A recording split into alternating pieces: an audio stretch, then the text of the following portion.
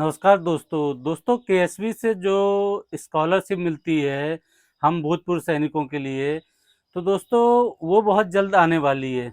मैं ऐसा इसलिए कह रहा हूँ दोस्तों कि कुछ आधार और कुछ फैक्ट भी हैं, क्योंकि दोस्तों मैं आज आपको पूरी प्रक्रिया बताऊंगा कि फॉर्म भरने से लेके क्या क्या प्रोसीजर होता है।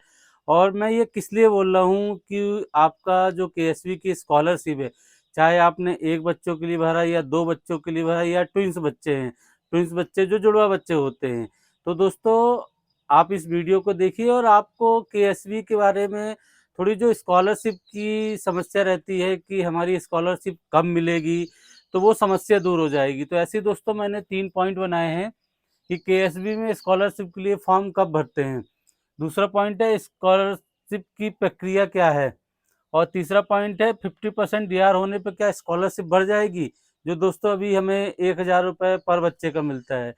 तो चलिए दोस्तों आज का वीडियो शुरू करते हैं। मैं पहले आपको आपका फर्स्ट पॉइंट एक्सप्लेन कर दोस्तों। पहला पॉइंट है स्कॉलरशिप के फॉर्म कब भरते हैं। तो दोस्तों जैसा आपको मालूम है कि अभी जो प्रेजेंट चल रहा है, अभी 1 अप्रैल 2030 नवंबर 2024 तक। और दोस्तों ये आप फॉर्म जो भरेंगे ये आप लास्ट ईयर का भरेंगे, जो लास्ट ईयर आपके बच्चे ने एजुकेशन लिया है 1 से लेके 12th क्लास तक।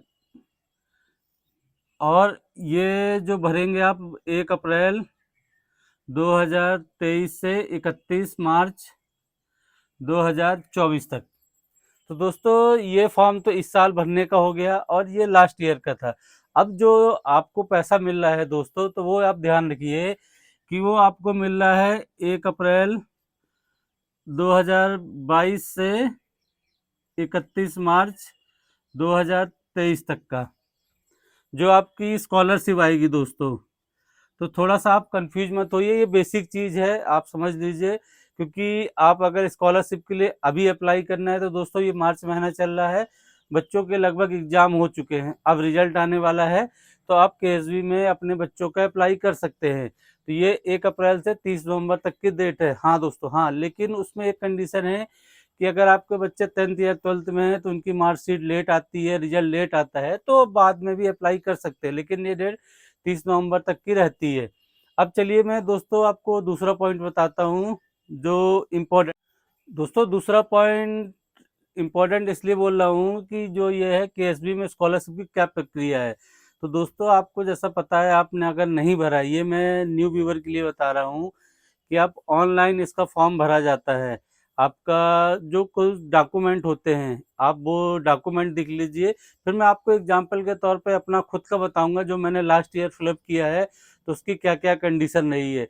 तो आपको डॉक्यूमेंट में दोस्तों आपका आधार कार्ड, दूसरा है पैन कार्ड, तीसरा है जिस बच्चे की आप फिलअप कर रहे हैं, चाहे आप बच्चों एक बच्चे करें या दो बच्चों करें, तो उनकी स्कूल की मार्कशीट। चौथा है दोस्तों आपका एक कैंसिल चेक लगेगा जो आप पेमेंट के लिए बोलते हैं, तो एक आपका कैंसिल चेक। और आपका दोस्तों इसके बाद आपको एक पीपीओ की कॉपी जिसमें आपके बच्चों का नाम हो। अभी लेटेस्ट में आप इस वर्ष का पीपीओ भी दे सकते हैं, तो नॉर्मल आपका पीपीओ और डिस्चार्ज बुक। और एक दोस्तों होता है डिक्लेरेशन सर्टिफिकेट। दोस्तों ये डॉक्यूमेंट आपको चाहिए रहते हैं, Aadhaar card, PAN card, school marksheet, cancel cheque जो बैंक से आप लेते हैं, आपकी पेंशन आती है, पीपीओ और डिस्चार्ज बुक, और ये डिक्लेरेशन सर्टिफिकेट। ये दोस्तों नहीं होगा आपके पास तो आप मेरे व्हाट्सएप ग्रुप में, इसमें डिस्क्रिप्शन में दिया हुआ है, आप व्हाट्सएप ग्रुप में जुड़ जाइएगा। मैं उस पर इसका पीडीएफ डाल दूंगा, तो आप डाउनलोड करके वो, आप परेशान नहीं होगा, आपको मिल जाएगा। तो ये डॉक्यूमेंट आपको चाहिए होते हैं। अब दोस्तों फॉर एग्जाम्पल के लिए मैं आपको ये बताता हूँ कि जो लास्ट ईयर मैंने अप्लाई किया था, मैं आपको इसलिए बोल रहा हूँ कि अब केएसबी का फंड आने वाला है, क्योंकि दोस्तों ये मार्च लास्ट क्लोजिंग चल रही है। अभी फंड से आता था पैसा केएसबी के पास, तो दोस्तों केएसबी के पास जो फंड आता है वो सीनियरिटी वाइज, जैसा आपने एप्लीकेशन दिया है जिस बैच में, आपके बैच वाइज आपकी पेमेंट शुरू हो जाती है। बहुत सी पेमेंट दोस्तों 31 मार्च को होती है या पहले भी हो जाती है। तो मैं इसलिए बता रहा हूँ दोस्तों, बस आप अपनी कंडीशन देखिए कि आपका कब अप्रूवल हुआ है और क्या क्या आपकी कोई गलती तो नहीं थी। तो आपने ये डॉक्यूमेंट देख ले, ये इस साल भरने के लिए थे। अब मैं आपको दोस्तों बताता हूँ अपना खुद का एग्जाम्पल लेके, आप स्क्रीन में देखते रहिए, मैं स्क्रीनशॉट भी आपको दिखाता जा रहा हूँ। दोस्तों मैंने खुद केएसबी में अपने दोनों बच्चों के लिए अप्लाई किया था, तो मैं आपको अपना स्क्रीनशॉट भी दिखाता रहूँगा जिससे आपको एक कंफर्म रहे। तो दोस्तों मैंने फर्स्ट में 20 अप्रैल 2023 को ऑनलाइन सबमिट किया था, जो आपको डॉक्यूमेंट पिछले दिखाए थे मैंने। तो मैंने ऑनलाइन 20 अप्रैल 2023 को सबमिट किया था। उसके बाद दोस्तों 28 अप्रैल 2023 को मेरे पास एक अंडर ऑब्जर्वेशन आया था। आप ये पॉइंट समझिए, क्योंकि दोस्तों आप भरते होंगे तो कुछ प्रॉब्लम आएगी या आई हो। दोस्तों मैंने क्या किया था कि जो डिस्चार्ज बुक होती है उनका पार्टिकुलर जैसा मेरा मांगा था, तो मैंने सिर्फ फंड पेज कर दिया था। दोस्तों ये 30 दिन तक का होता है। आपको एक समय बता दूं कि अगर 30 दिन तक आप सही करके नहीं भेजते, आपको ऑनलाइन ही भेजना होता है, तो आपको दिक्कत जाती है। तो 30 दिन के अंदर मैंने उनको 2 या 3 दिन में मैंने उसी दिन उसको ऑनलाइन सबमिट करके पूरी डिस्चार्ज बुक का एक पीडीएफ बना के मैंने अपलोड कर दिया था। तो दोस्तों उसके बाद 4 मई 2023 को जिला सैनिक बोर्ड ने मेरे को रिकमेंड कर दिया कि हाँ आपका डॉक्यूमेंट सही है। और उसके बाद दोस्तों 8 मई 2023 को जो जिला सैनिक बोर्ड है उसने अप्रूवल दे दिया था। अब दोस्तों आप ये जानते हैं कि आपके 3 चलते हैं, जिला सैनिक बोर्ड, राज्य सैनिक बोर्ड और केंद्र सैनिक बोर्ड।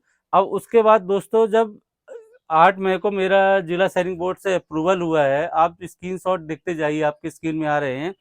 उसके बाद 17 जून 2023 को राज्य सैनिक बोर्ड ने मेरे को रिकमेंड किया था। राज्य सैनिक बोर्ड ने, क्योंकि मैं दोस्तों एमपी में रह रहा हूँ, तो मेरा जबलपुर जिला सैनिक बोर्ड है, तो भोपाल मेरा राज्य सैनिक बोर्ड था। तो आप ये ध्यान रखिए दोस्तों कि जिस डिस्ट्रिक्ट में रहते हो उसकी कैपिटल में आपका राज्य सैनिक बोर्ड होता है। तो मैं आपको एग्जाम्पल के लिए बताया कि मैं जबलपुर में था, तो मेरा राज्य सैनिक बोर्ड भोपाल में था। अब 18 जून 2023 को अप्रूवल किया था दोस्तों राज्य सैनिक बोर्ड ने, तो मेरा राज्य सैनिक बोर्ड से निकल गया भोपाल से। अब जो ये दिल्ली में है, 21 दिसंबर 2023 को जो केएसबी का क्लर्क है, केएसबी के क्लर्क ने रिकमेंडेशन कर दिया था कि हाँ आपके जो डॉक्यूमेंट हैं स्कॉलरशिप के वो आपके क्लियर हैं। तो उन्होंने रिकमेंड कर दिया, तो 29 फरवरी 2024 को अप्रूव कर दिया केएसपी एडमिन ने। तो दोस्तों आप देख सकते हैं 29 फरवरी को मेरा अप्रूव हो चुका है। अब जिस बैच में मैंने डाला है दोस्तों 28 अप्रैल से जब मेरा रिकमेंड हुआ है, तो जो सीनियरिटी बैच में पहुंचा है, आप ये ध्यान रखिए दोस्तों कि जो केएसबी में 21 दिसंबर को पहुंचा है, तो मेरे से पहले अगर 21 दिसंबर 2023 से पहले जितने भी मेरे से पहले स्कॉलरशिप के फॉर्म भरे होंगे, पहले उनका क्रेडिट होगा फिर मेरा आएगा। तो ये दोस्तों डिपेंड होता है आपकी कितनी जल्दी स्कॉलरशिप के फॉर्म आपके जिला सैनिक बोर्ड और राज्य सैनिक बोर्ड भेजते हैं केएसबी के थ्रू, तो आपका क्रेडिट हो जाता है। मैं बोल इसलिए रहा दोस्तों कि आपका फंड आने वाला है, क्योंकि दोस्तों ये जो मार्च महीना है ये आपका क्लोजिंग ईयर होता है, 1 अप्रैल से नया चालू हो जाता है ईयर, कि आपको जो पेमेंट इनको रिलीज होती है केएसबी को मिलती है, तो केएसबी आपको डिस्ट्रीब्यूट कर देता है। जैसे आपको पता है दोस्तों कि आपकी पेंशन खुद मार्च की पेंशन अप्रैल में आती है, आप ये जानते हैं कि 2 या 3 या 4 या 5 तक आपकी जो पेंशन आती है, तो ऐसे ही इनके पास भी केएसबी का जो फंड होता है आपको 30 मार्च को या 1 अप्रैल को, 2 अप्रैल को या 15 मार्च को भी क्रेडिट कर सकते हैं, जैसा आता है। अब दोस्तों कुछ क्वेश्चन आपके में उठ रहा है, जैसे अभी डीए 50% हो गया है, तो क्या आपके स्कॉलरशिप जो अभी आपको 1000 पर मंथ एक बच्चे का मिलता है, तो क्या वो बढ़ जाएगा? चलिए दोस्तों मैं अब आपको तीसरे पॉइंट की ओर ले, दोस्तों तीसरा पॉइंट है 50% डीए होने पर क्या स्कॉलरशिप पे फर्क पड़ेगा। तो दोस्तों मैं आपकी जानकारी के लिए बता दूं कि आपको वन चाइल्ड का 1000 रुपये पर मंथ मिलता है, जो होता है 12,000 ईयर। ऐसे ही सेकंड चाइल्ड का भी आपको दोस्तों सेम है।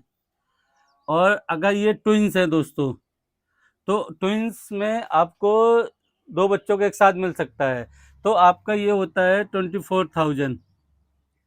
अब जो आपको 1000 रुपये पर मंथ मिलता है दोस्तों, अब आपको 50% दिए हुआ है, तो आपको कन्फ्यूजन इसलिए हो रहा है क्योंकि आप बहुत से यूट्यूबर में और चैनलों में देख रहे हैं और पेपर में पढ़ रहे हैं कि आपका 50% होने से जो अलाउंसेज हैं वो आपके 25% बढ़ जाते हैं।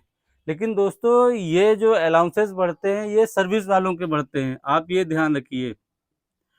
ये सर्विस वालों को ही मिलता है, उनके जो 2250 रुपये एक बच्चे का मिलता है दोस्तों पर मंथ, ये उनके लिए है, ना कि आपके लिए है। तो उनका 25% बढ़ जाएगा दोस्तों। आप एक्स सर्विस मैन है, आपको अभी तक जो 1000 रुपये पर मंथ मिलता है वही मिलेगा।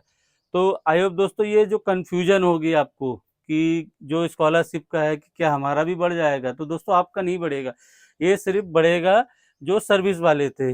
आई होप दोस्तों मैंने आज आपको केएसबी के बारे में तीनों पॉइंट समझा दिए कि आपकी स्कॉलरशिप का क्या प्रोसीजर है, कैसे कैसे मिलता है। हाँ, अगर आपको अभी भी कुछ कन्फ्यूजन है तो आप वीडियो के नीचे कमेंट कीजिए, मैं रिप्लाई देने की कोशिश करूँगा। मिलते हैं एक नए वीडियो में। नमस्कार दोस्तों।